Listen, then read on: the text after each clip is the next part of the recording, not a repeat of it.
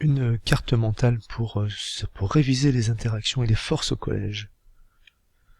Alors sans interaction, un objet est soit immobile, soit un mouvement rectiligne et uniforme.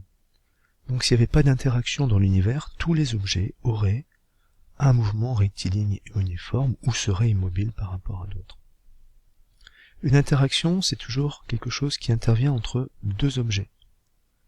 Et si un de ces objets déforme l'autre, si un met l'autre en mouvement, si un modifie le mouvement de l'autre, si un participe à l'équilibre de l'autre, si une de ces quatre conditions au moins est respectée, alors on peut dire qu'il y a interaction. Cette interaction se fait par contact ou à distance. Par contact, par exemple, lorsqu'on pousse une porte, ou à distance, lorsqu'on joue avec des aimants.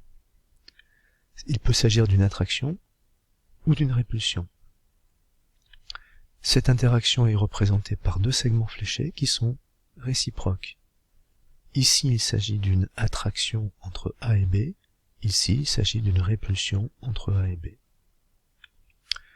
Un de ces segments fléchés est appelé une force. L'unité dans laquelle on exprime une force, c'est le newton. Son symbole, c'est N majuscule. Et ça se mesure avec un newton-mètre ou un dynamomètre. En quatrième, on va parler d'une interaction particulière, d'une force particulière qui est le poids P, on peut dire aussi force pesante, d'un objet. Eh bien ça, c'est une force, c'est différent de la masse. Le poids, la force, c'est différent de la masse qui est la quantité de matière, qui s'exprime en kilogrammes, alors que le poids qui est une force s'exprime en newton. Ce poids est toujours vertical, est toujours dirigé vers le bas.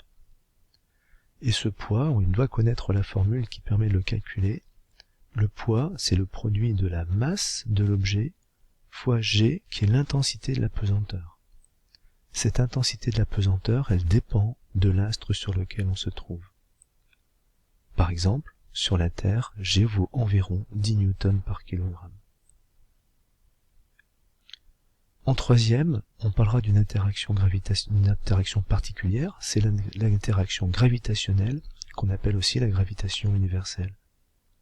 Newton nous dit que deux objets de masse non nulle, eh bien, s'attirent toujours de façon réciproque à cause de leur masse.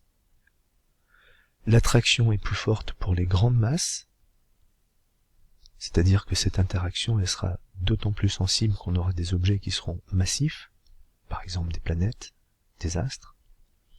Et cette interaction gravitationnelle, c'est elle qui permet d'expliquer toutes sortes de choses.